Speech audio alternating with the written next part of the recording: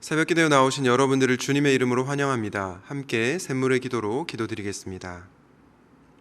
내가 주는 물을 마시는 자는 영원히 목마르지 아니하리니 내가 주는 물은 그 속에서 영생하도록 솟아나는 샘물이 되리라. 요한복음 4장 14절 말씀. 마음 모아 샘물의 기도를 하나님께 드립니다. 먼저 우리 믿음을 고백합니다. 큰 음성으로 이르되 죽임을 당하신 어린 양은 능력과 부와 지혜와 힘과 존귀와 영광과 찬송을 받으시기에 합당하도다 하더라. 아멘. 우리의 구원이 되시는 하나님, 주님만이 우리의 생명이며 힘과 능력이시고 우리의 찬양과 경배를 받으실 분임을 고백합니다. 예배와 교회를 위해 기도합니다. 땅의 모든 끝이 여호와를 기억하고 돌아오며 모든 나라의 모든 족속이 주의 앞에 예배하리니. 아멘. 우리의 예배를 받으시는 하나님, 샘물의 예배가 오직 하나님께 영광 돌리는 온전한 예배가 되게 하시고 샘물의 가족과 이웃이 함께 주를 예배하게 하소서.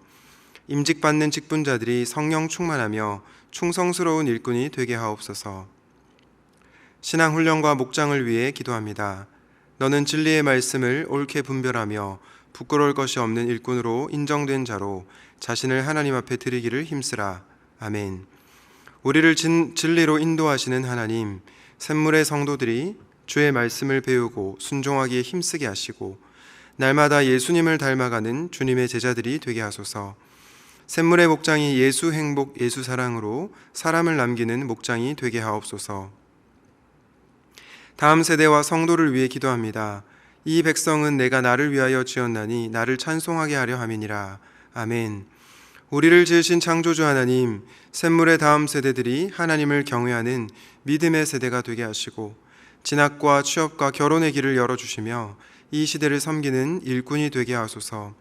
몸과 마음이 연약한 성도들을 치유하시고 성도들의 필요를 넉넉히 채워주옵소서. 선교와 나라를 위해 기도합니다. 땅의 모든 끝이여 내게로 돌이켜 구원을 받으라. 나는 하나님이라 다른 이가 없느니라. 아멘. 구원의 하나님, 샘물의 불신 가족과 이웃이 주께로 돌아오게 하시고 샘물의 선교사들을 통해 열방이 주께로 돌이키게 하옵소서. 어둡고 혼란한 시대에 이 나라의 갈 길을 인도하시고 주님의 공의와 정의로 다스려 주옵소서. 오늘도 우리를 사랑으로 인도하시는 예수님의 이름으로 기도합니다. 아멘. 오늘 하나님께서 저와 여러분에게 주시는 말씀은 갈라디아서 2장 1절에서 10절입니다.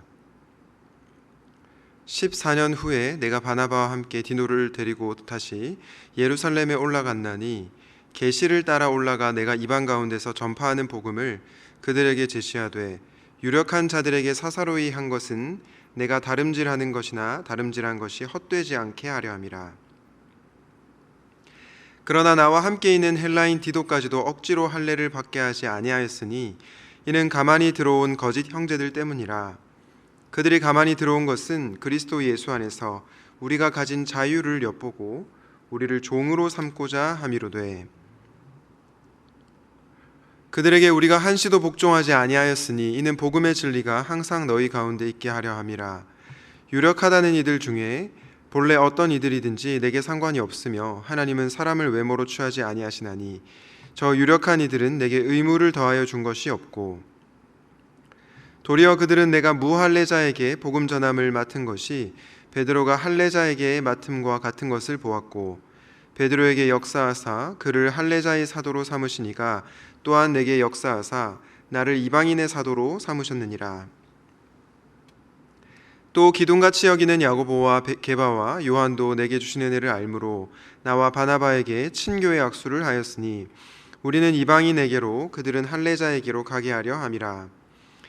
다만 우리에게 가난한 자들을 기억하도록 부탁하였으니 이것은 나도 본래부터 힘써 행하여 왔노라. 아멘. 오늘의 말씀은 일치, 자유, 사랑입니다. 오늘 본문은 바울의 2차 예루살렘 방문을 배경으로 하는데요. 갈라디아서 1절에 보면 바울이 14년 후에 바나바와 함께 디도를 데리고 다시 예루살렘으로 올라갔다라고 얘기하고 있습니다. 여러분, 바울은 14년 동안 이방인 사역을 충분히 한 다음에 두 번째로 예루살렘에 가서 사도를 만납니다. 이것은 무엇을 보여줍니까? 바울이 예루살렘 사도들에게 복음을 배웠다는 말이 전부 말이 안 되는 것임을 보여주고 있습니다. 바울은 사도들에게 복음을 배운 것이 아니고 하나님께로부터 복음을 받았습니다. 그래서 오늘 본문 2절에 내가 계시를 따라 올라가 이방 가운데서 전파하는 복음이다 라고 말씀을 했던 것입니다. 이렇게 바울은 자신이 하나님께로부터 받은 복음을 가지고 살아갔고 이 복음에 따라서 사람들을 대했습니다. 그렇다면 바울이 받은 이 복음적 정신은 어떤 삶으로 이어질까요?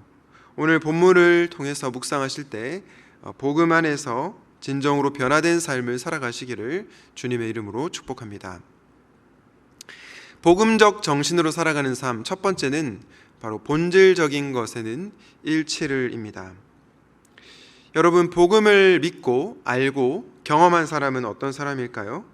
저는 일치 혹은 연합을 이루는 사람이라고 생각합니다. 진정으로 복음을 아는 사람들은요, 복음 안에서, 진리 안에서 일치와 연합을 추구합니다. 바울 역시 그랬습니다. 여러분, 우리가 아까 살펴본 1절 말씀에 바나바와 디도가 나왔는데요, 바나바는 유대인이고 디도는 헬라인, 즉 이방인입니다. 다시 말해서 바나바는 할례를 받은 사람이고 디도는 할례를 받지 않은 사람입니다.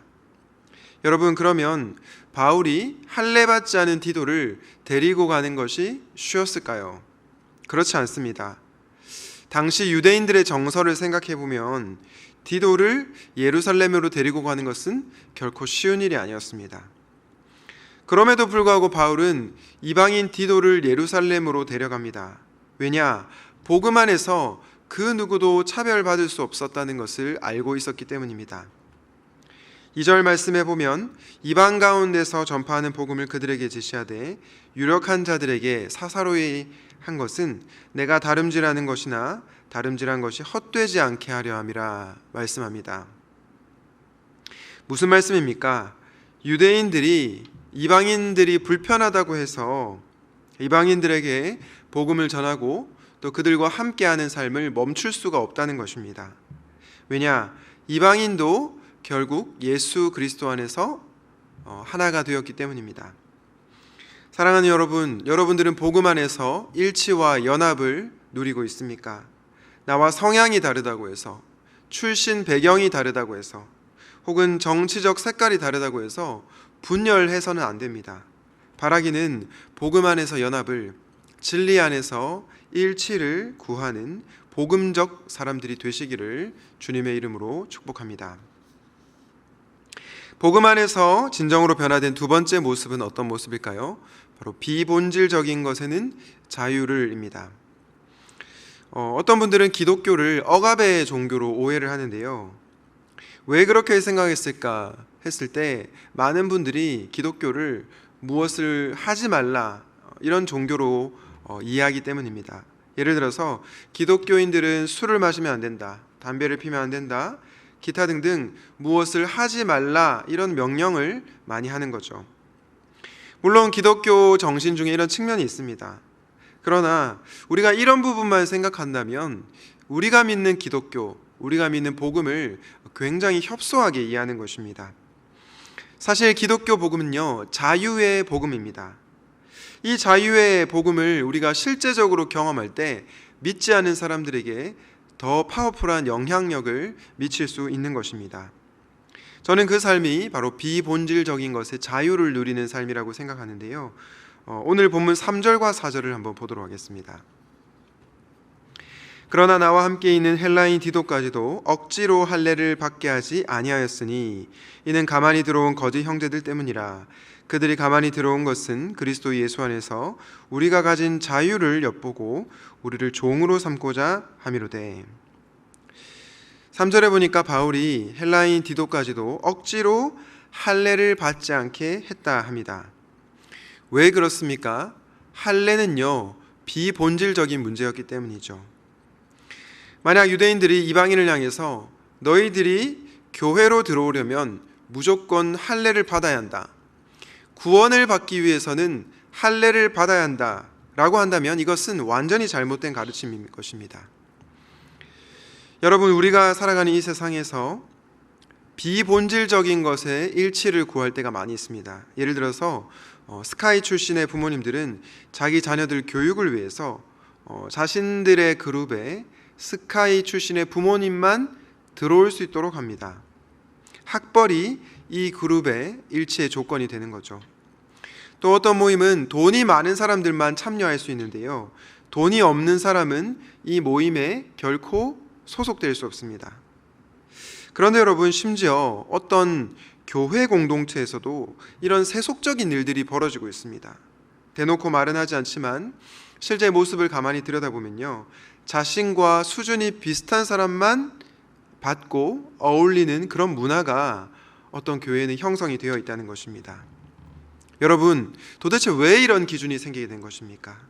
우리가 이 세상의 가치로부터 자유하지 못하기 때문입니다. 이 세상의 가치에 종노릇하고 있기 때문이죠. 그러나 기독교 복음은 이런 세상적인 가치로부터 저와 여러분을 자유롭게 합니다. 예수를 믿는 사람이라면 학벌, 부, 신분, 조건, 이런 모든 것을 떠나서 한 몸을 이룰 수 있다고 말씀하고 있기 때문입니다.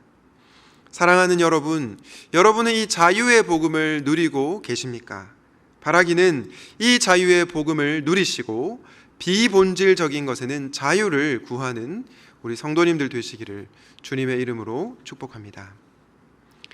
복음적 정신은 본질적인 것의 일치를, 비본질적인 것에는 자유를 이라고 말씀드렸습니다. 마지막 복음적 정신은 무엇일까요? 마지막은 모든 것의 사랑을입니다. 복음 안에서는 일치를 구해야 하지만 할례와 같이 비본질적인 문제에서는 자유를 외친 바울은 마지막으로 모든 것에는 사랑이 필요하다라고 말씀합니다. 왜냐? 복음을 아는 사람은요, 결국 모든 것에 사랑이 넘치기 마련이기 때문입니다. 갈라디아서 2장 10절을 보겠습니다. 다만 우리에게 가난한 자들을 기억하도록 부탁하였으니 이것은 나도 본래부터 힘써 행하여 왔노라. 여러분, 가난한 자들을 기억하도록 부탁하는 것은 어떤 정신에 근거한 것입니까? 바로 사랑의 정신에 근거한 것입니다. 교회 안에 가난한 형제들을 외면하지 않고 사랑을 베푸는 것이죠. 그런데 이 사랑이 도대체 어디에서부터 기인합니까? 바로 하나님의 사랑으로부터 기인합니다. 하나님의 사랑이 저와 여러분으로 하여금 형제를 사랑하게 만들기 때문입니다. 갈라디아서 5장 13절 이렇게 말씀합니다. 형제들아, 너희가 자유를 위하여 부르심을 입었으나 그러나 그 자유로 육체의 기회를 삼지 말고 오직 사랑으로 서로 종노릇하라. 여러분, 제가 앞서 기독교 복음은 자유의 복음이다 말씀드렸습니다. 그런데 갈라디아서 5장 13절에서 자유를 위해서 부르심을 입은 삶이 어떤 삶이라고 합니까? 육체의 기회로 삼는 것이 아니고 사랑으로 서로 종노릇하는 삶이다 말씀하고 있습니다. 결국 자유의 복음을 아는 사람은 형제를 향해서 사랑을 실천하게 되어 있다는 것입니다. 왜 그렇습니까? 자유의 복음은요, 우리로 하여금 자기 중심성으로부터 벗어나게 만들기 때문입니다. 전혀 자기 중심적이지 않은 타자 중심적인 우리 하나님을 닮아서 이웃과 형제를 사랑하도록 만들기 때문이죠. 그렇기에 자유의 복음은 저와 여러분으로 하여금 형제를 사랑하게 만드는 것입니다. 그리고 그 구체적 모습은 가난한 형제를 기억하고 그들을 돌아보는 것입니다. 기독교 찬양 사역자인 연평한 씨가 지은 교회라는 찬양을 보시면 이런 가사가 나옵니다. 사람이 넘치기보다 사랑이 넘치는 교회, 섬김을 원하기보다 섬김의 기쁨을 알아가는 교회. 저는 이 찬양을 들으면서 우리 교회가 정말 사람이 넘치는 것도 좋지만 사랑이 넘치는 교회가 되면 좋겠다라는 생각이 들었습니다. 그리고 섬김을 원하기보다 섬김의 기쁨을 알아가는 교회가 되면 좋겠다라는 생각이 들었습니다.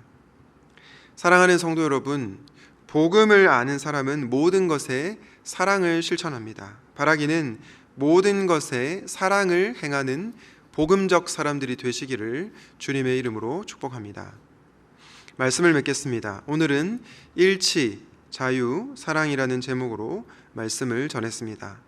복음을 아는 자는 본질적인 것에는 일치를, 비본질적인 것에는 자유를, 그리고 모든 것에는 사랑을 더하는 삶을 살아갑니다. 이런 복음적 사람들이 되시기를 주님의 이름으로 축원드립니다. 아멘. 오늘 말씀을 기억하면서 본질적인 것에는 일치를, 비본질적인 것에는 자유를, 모든 것에는 사랑을 구하는 복음적 사람이 되게 하여 주시옵소서. 이를 통해서 우리 주변에 믿지 않는 사람들이 예수 그리스도 앞으로 나올 수 있도록 도와주옵소서. 함께 기도하시겠습니다.